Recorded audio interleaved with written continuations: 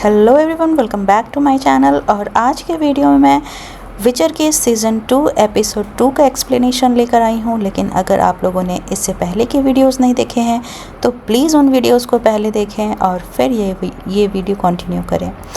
तो चलिए इसी के साथ ज़्यादा लेट ना करते हुए स्टार्ट करते हैं आज का एक्सप्लेनेशन। एपिसोड की शुरुआत में हम येनिफर को देखते हैं जो कि एक कमरे में बैठी है और वहाँ पहुँचता है विचर। दोनों के पहनावे काफ़ी डिफरेंट लग रहे हैं। दोनों एक दूसरे के साथ बिल्कुल पति पत्नी की तरह रह रहे हैं और येनिफर प्रेग्नेंट भी है। और फिर अगले ही सीन में हम देखते हैं कि येनिफर सो रही है और उसका बेबी एक सामने बास्केट में सोया हुआ है। बच्चे की रोने की आवाज़ सुनकर येनिफर की नींद खुलती है। वो अपने बच्चे की तरफ बढ़ती है लेकिन तभी अचानक उस बास्केट में आग लग जाती है और वहीं लाल रंग का कंबल ओढ़े कोई एक इंसान खड़ा होता है और वो बच्चा उसकी गोद में होता है। येनिफर उससे अपना बच्चा मांगती है लेकिन वो वापस नहीं करती और तभी हमें पता चलता है कि येनिफर सो रही है और ये सब कुछ येनिफर का सपना है। सपने में जो भी अच्छे पल येनिफर ने देखे वो उसके सबसे स्ट्रॉन्ग डिजायर्स में से एक है। पिछले सीजन में हमने येनिफर को बच्चा पाने के लिए संघर्ष करते हुए देखा है। एनीवेज येनिफर की आंख खुलती है तो वो अपने आप को बंधा हुआ किसी एक गाड़ी में पाती है और फ्रेंजला उसके पास ही, वो भी बेहोशी की हालत में सोई हुई थी। वो बाहर झांकने की कोशिश करती है कि उसे पता चल सके कि वो किस जगह पर है और कौन उन्हें कैद करके ले जा रहा है। तभी फ्रेंजला की भी आंख खुलती है। वो भी चीखती हुई डरी हुई उठती है जैसे कि उसने भी कोई डरावना सपना देखा हो। गाड़ी रुकती है। कुछ एल्फ्स जो हैं जो कि दरवाज़ा खोलते हैं, उन्हें पता चलता है कि एल्फ्स ने उन्हें पकड़ लिया है और अब अपने साथ ले जा रहे हैं। येनिफर और फ्रेंजला को वो लोग बंदी बनाकर जंगल के रास्ते एक इमारत में लेकर जाते हैं। ये इमारत देखने में बिल्कुल अर्तुजा की तरह है और हमें पहले सीजन में बताया भी गया था कि एल्फ्स ने ही अर्तुजा को बनाया था। बाद में ह्यूमंस ने अर्तुजा पर कैप्चर कर लिया था। यही रीज़न है कि शायद इनका ये बिल्डिंग भी अर्तुजा की तरह ही दिखता है। इन एल्फ्स की एक क्वीन है जिसका नाम है फ्रेंचेस्का। एल्फ्स उन दोनों को यानी येनिफर और फ्रेंजला को फ्रेंचेस्का के पास लेकर आते हैं पर फ्रेंचेस्का ज़्यादा खुश नज़र नहीं आ रही है इन दोनों को देखकर। वो फिलावेंड्रल को इन दोनों को मार डालने के लिए कहती हैं। आपको सीजन 1 में फिलावेंड्रल याद होगा जिसने विचर को कैद कर लिया था। फिलावेंड्रल पहले एल्फ्स का राजा हुआ करता था लेकिन बाद में फ्रेंचेस्का को एल्फ्स की क्वीन बना दिया गया। सीजन 1 में स्ट्रिट द्वारा एल्फ्स की एक शॉर्ट स्टोरी हमें बताई गई थी। विचर वर्ल्ड में एल्फ्स इंसानों से पहले इस धरती पर आए थे। बाद में इंसान आए और एल्फ्स से जादू सीखने के बाद उन्होंने एल्फ्स का ही खात्मा कर दिया और इस धरती पर कब्जा कर लिया। यही रीज़न है कि एल्फ्स, जो बचे खुचे एल्फ्स हैं, वो इंसानों से नफरत करते हैं और वो निल्फगार्ड से भी नफरत करते हैं क्योंकि निल्फगार्ड ने सिंत्रा पर कब्जा कर लिया और एल्फ्स सिंत्रा पर अपना क्लेम बताते हैं। उनके अकॉर्डिंग सिंत्रा जिंत्रा था और जिंत्रा उनकी राजधानी थी। क्वीन फ्रेंचेस्का अपने लोगों को उसका हक दिलाना चाहती है और इन्हीं रीजंस से वो फ्रेंजला और येनिफर को मार डालना चाहती है। अगले सीन में हमें गेराल्ट और सीरी को दिखाया जाता है जो कि कैरा मोरन की तरफ आगे बढ़ रहे हैं। पिछले एपिसोड में हमने देखा था कि जब विचर को पता चला कि येनिफर इस दुनिया में नहीं रही तो उसने डिसीजन लिया कि वो सीरी के साथ कैरा मोरन जाएगा क्योंकि उसके अकॉर्डिंग कैरा मोरन सबसे सेफेस्ट प्लेस है। कैरा मोरन के बारे में मैंने पहले भी आप लोगों को बताया है कि यहाँ विचर्स को ट्रेनिंग दी जाती है और पूरे साल विचर्स ठंड के टाइम पर कैरा मोरन आते हैं रेस्ट के लिए और अपने हथियार और अपने जादुई पोशंस को रिफिल करने के लिए। गेराल्ट और सीरी दोनों कैरा मोरन पहुँचते हैं। कैरा मोरन में हमें और भी दूसरे विचर्स को दिखाया जाता है जो कि गेराल्ट को पहले देखकर चौंक जाते हैं क्योंकि गेराल्ट काफ़ी लंबे समय के बाद कैरा मोरन आया था। लेकिन बाद में सब दिल खोलकर गेराल्ट का और सीरी का वेलकम करते हैं। ये वेसेमीर है, वेसेमीर जिन्होंने गेराल्ट को ट्रेनिंग दिया था और बहुत सारे दूसरे विचर्स को भी वेसेमीर ने ही ट्रेनिंग दिया है। कैरा मोरन में काफ़ी जश्न का माहौल दिख रहा है। काफ़ी टाइम के बाद गेराल्ट वापस आया है। सब काफ़ी खुश हैं, सभी खुशियाँ मना रहे हैं। तभी वहाँ एंट्री होती है एक और विचर की जिसका नाम एस्केल है। वो किसी मॉन्स्टर को मारने के लिए गया हुआ था। वापस आने पर वो गेराल्ट को देखता है, गेराल्ट से मिलता है काफ़ी लंबे टाइम के बाद और वो सभी को बताता है कि वो लेशी नामक एक मॉन्स्टर को मारने गया था और उसे मारने में उसे 6 से 7 घंटे लग गए। उसका सर तो वो नहीं काट पाया लेकिन उसके हाथ को काट कर वो लेकर आया है। इस बात पर वेसेमीर कहते हैं कि 6 घंटे में तुम्हें इतना तो समझ में आ जाना चाहिए था कि लेशी को मारने के लिए तुम्हें उसके दिल पर वार करना चाहिए था। ये बात एस्केल को अच्छी नहीं लगती है और वो थोड़ा गुस्से में आ जाता है। वो टारगेट करता है सीरी को। वो सीरी पर टोंट मारता है और कहता है कि ये कौन है यहाँ।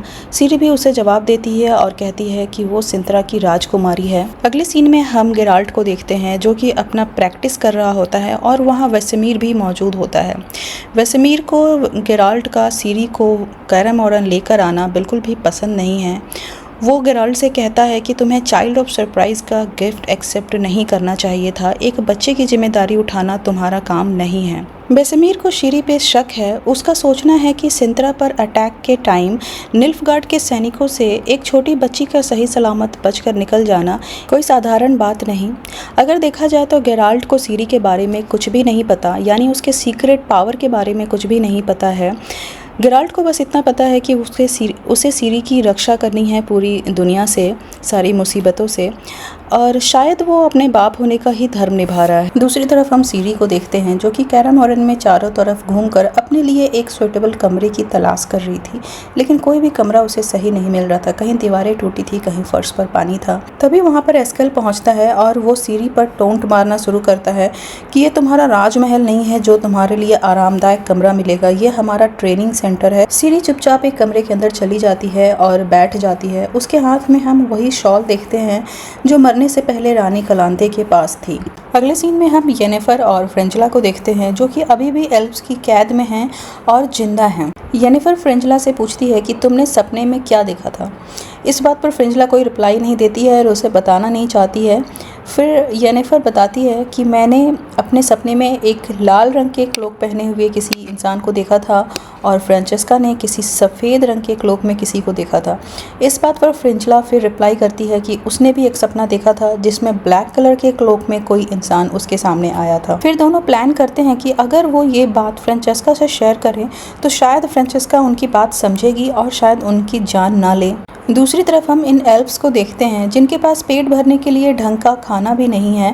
इनकी हालत बहुत ख़राब है। ये आपस में बात कर रहे हैं कि अगर ये इंसानों के सामने सर झुका दे तो उन्हें पेट भर खाना और रहने को जगह तो मिल जाएगा, लेकिन ये हमारे स्वाभिमान के खिलाफ है। फ्रेंचेस्का लड़कर अपना हक वापस लेने में विश्वास करती है।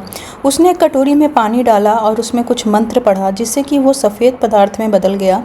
वो उस लड़के को उसे देती है और कहती है कि इसे पी लो, इससे तुम्हारी भूख समय के लिए तो मिट जाएगी। येनिफर इशारे से फिलावेंड्रल को अपने पास बुलाती है और उसे अपने और फ्रेंजला के सपने के बारे में बताती है और कहती है कि मुझे फ्रेंचेस्का के सपने के बारे में भी पता है और हम तुम्हारी काफ़ी मदद कर सकते हैं।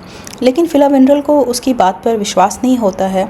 वो कहता है कि ये सब तुम जान बचाने के लिए कह रहे हो और वहाँ से चला जाता है। सीन शिफ्ट होता है कैरम ऑरन जहाँ गेराल्ट मेन हॉल से कुछ आवाज़ें सुनता है।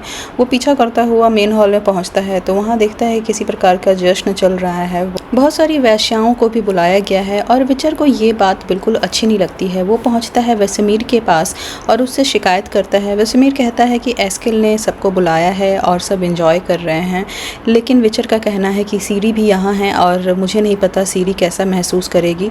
पर सीरी वहाँ ऊपर से खड़ी होकर देख रही होती है सभी को और उसे कोई फ़र्क नहीं पड़ता इस बात से। इनफैक्ट वो तो खुश है कि विचर्स भी मुस्कुराना जानते हैं, एंजॉय करना जानते हैं। लेकिन इधर गेराल्ट एस्केल को मना करने पहुंचता है और एस्केल गेराल्ट के साथ मिसबिहेव करता है। एपिसोड की शुरुआत से ही एस्केल का एक नेगेटिव वर्जन हमें दिखाया जा रहा है। कभी वो गेराल्ट से तो कभी सीरी से मिसबिहेव करता है, लेकिन बुक्स में एस्केल को फन लविंग और सुलझा हुआ कैरेक्टर दिखाया गया है। एनीवेज लौटते हैं कहानी पर। वेसेमीर की नज़र ऊपर खड़ी सीरी पर जाती है और सीरी का भी आई कांटेक्ट होता है वेसेमीर से। वो तुरंत पलटकर वहां से चली जाती है। एक बार फिर से कहानी शिफ्ट होती है येनिफर और फ्रेंजला के पास जो कि अभी भी एल्फ्स के कब्जे में हैं। एक एल्फ जो फ्रेंचेस्का का भाई है फ्रेंजला और येनिफर को मंदिर के अंदर जहां फ्रेंचेस्का मौजूद है वहां लेके जाता है। मंदिर के अंदर गलियारे में ऊपर सीलिंग और दीवारों पर बहुत सारे पेंटिंग्स बने होते हैं जिसमें अलग अलग कॉस्मिक इवेंट्स को दर्शाया गया है। और अगर विचर वर्ल्ड की माने तो इस दुनिया का निर्माण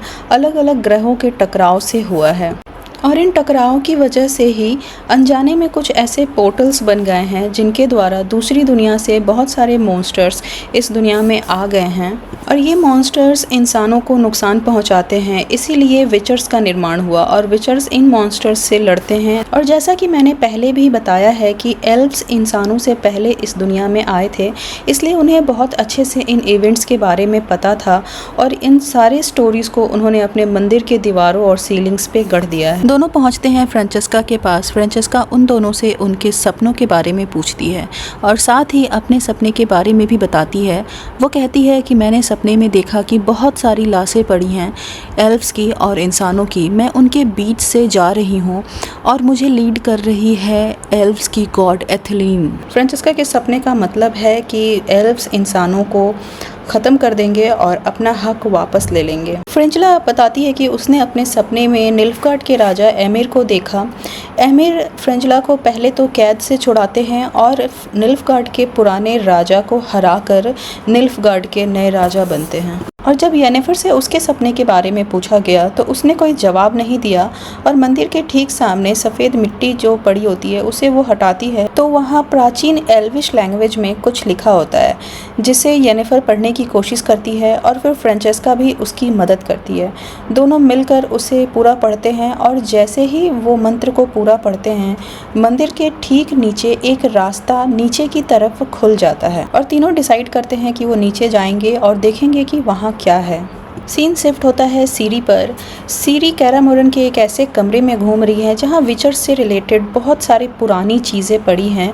तभी वहाँ वेसेमीर पहुँचता है, लेकिन सीरी को डांटने की बजाय वह वहाँ सारी चीज़ों के बारे में सीरी को बताता है। बहुत सारी कहानियाँ भी बताता है कि कैसे विचर्स पर एक बार एक डीमन का हमला हुआ था और कैसे उन लोगों ने उसे मारकर अब उसका बदला लिया था। बातों बातों में वेसेमीर सीरी के बारे में भी जानना चाहता है। वो उसके सीक्रेट पावर के बारे में पता लगाने की कोशिश करता है, लेकिन सीरी कुछ भी नहीं बताती है वेसेमीर को। एस्केल एक लेडी के साथ अकेला है और हम नोटिस करते हैं कि उसके पीठ से कुछ ब्रांचेस जैसा बाहर आ रहा है। इसका मतलब जब वो लेसी मॉन्स्टर से फाइट कर रहा था तब वो ज़रूर उससे इन्फेक्ट हो गया था। इसके बाद सीन शिफ्ट होता है फ्रेंचेस्का, फ्रेंचला और येनिफर पर। ये तीनों मंदिर के उस खुफिया रास्ते से नीचे एक जंगल में पहुंच जाते हैं जहां काफ़ी अंधेरा है। इनके पास मशाले हैं और वो आगे बढ़ते हैं तो उन्हें एक छोटी सी झोपड़ी दिखाई देती है जिसमें कोई भी दरवाज़ा नहीं होता है। फ्रेंचेस्का का मानना है कि ये झोपड़ी डेथलेस मदर की है और डेथलेस मदर ओल्ड गॉड्स में से एक है।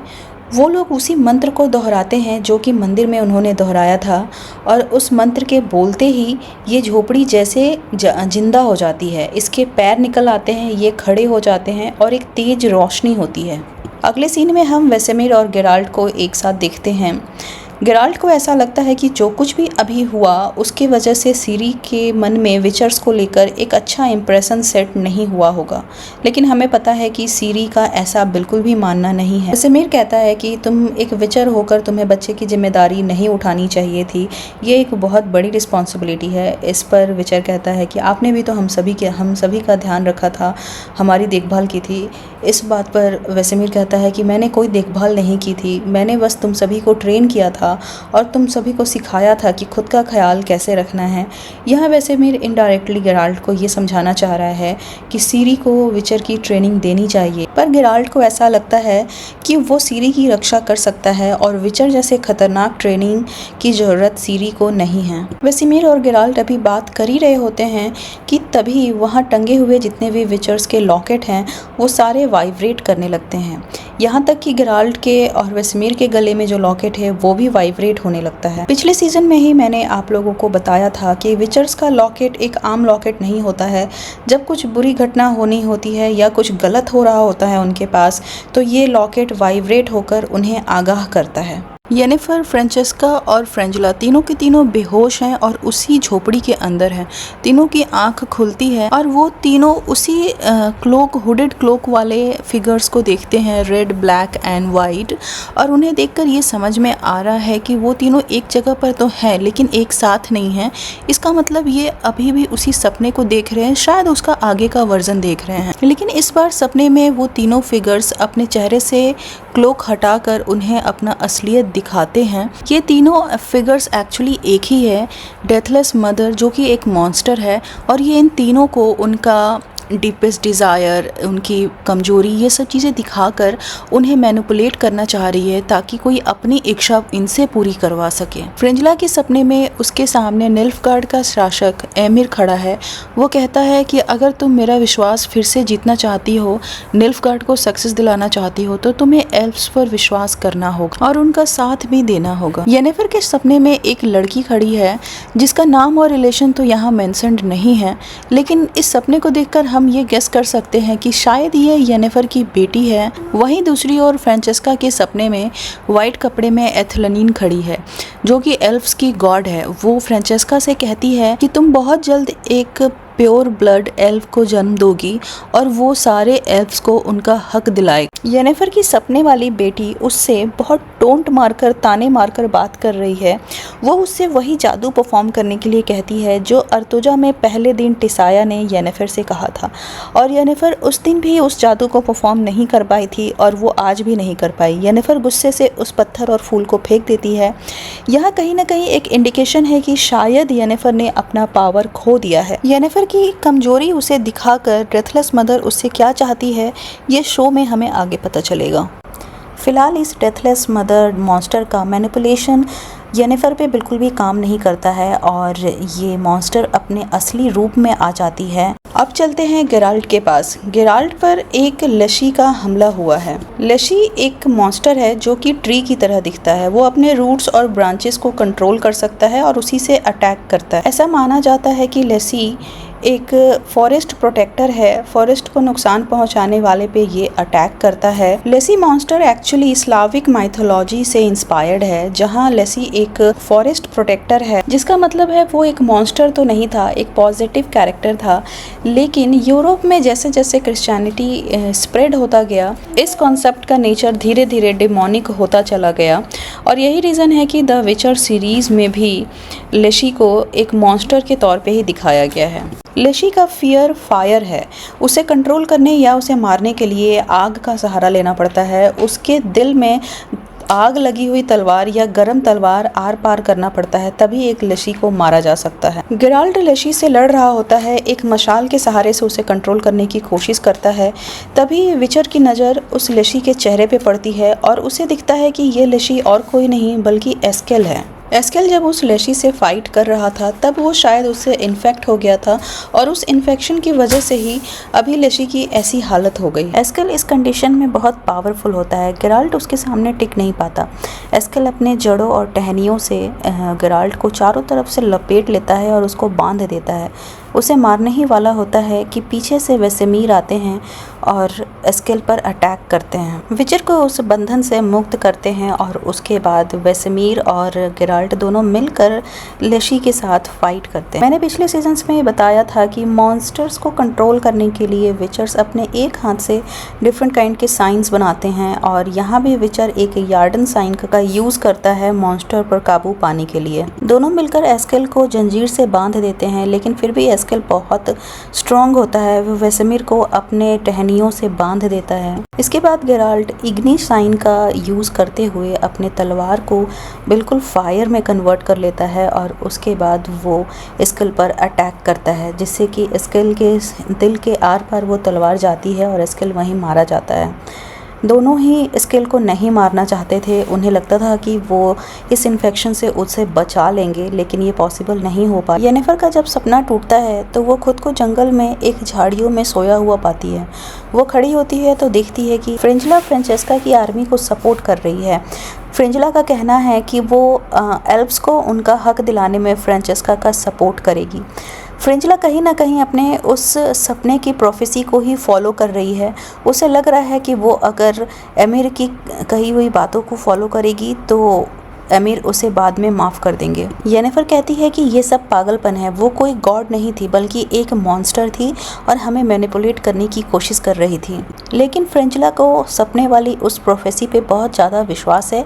उसे लगता है कि उसे एक बार ये कोशिश ज़रूर करके देखनी चाहिए। गेराल्ट सीरी के कमरे में आता है, उसे बताता है कि अब खतरा टल चुका है। सीरी बहुत डरी हुई थी और इन सब घटनाओं से गेराल्ट को एक बात तो रियलाइज़ हो चुका है कि सीरी को सुरक्षा की नहीं ट्रेनिंग की ज़रूरत है। गेराल्ट को लगता था कि कारा मोरन सबसे सुरक्षित जगह है दुनिया में, लेकिन उसने देख लिया कि मॉन्स्टर्स अब कारा मोरन के अंदर भी पहुंच चुके हैं, तो ये गारंटी कोई नहीं दे सकता कि सीरी यहाँ सुरक्षित रहेगी। इसीलिए उसकी ट्रेनिंग शुरू कर देने में ही भलाई है और गेराल्ट खुद पर्सनली उसे ट्रेन करना शुरू करता है। दूसरी तरफ येनिफर अकेली जंगल में जादू करने का प्रयास कर रही थी। वो एक पोर्टल बनाना चाह रही थी, लेकिन ऐसा हो नहीं पा रहा था। एक्चुअली उसका जादू अब जा चुका था उसके पास से, यानी डेथलेस मदर का जो भी इंडिकेशन था वो बिल्कुल सही है। अब येनिफर के पास कोई पावर नहीं है। सॉर्डन की लड़ाई में येनिफर ने एक फायर मैजिक किया था, बहुत बड़ा क्योस मचाया था और शायद इसी वजह से उसका जादू उसके पास से चला गया है। बिना पावर के येनिफर को इमेजिन करना थोड़ा मुश्किल है। एनीवेज, इसी के साथ एंड होता है ये एपिसोड यहीं पर। आपको ये वीडियो और मेरा एक्सप्लेनेशन पसंद आया होगा तो प्लीज़ लाइक कीजिएगा। अगर कहीं भी कोई गलती हुई हो, कुछ छूट गया हो या कुछ भी पूछना हो, आप प्लीज़ कमेंट बॉक्स में ज़रूर पूछना।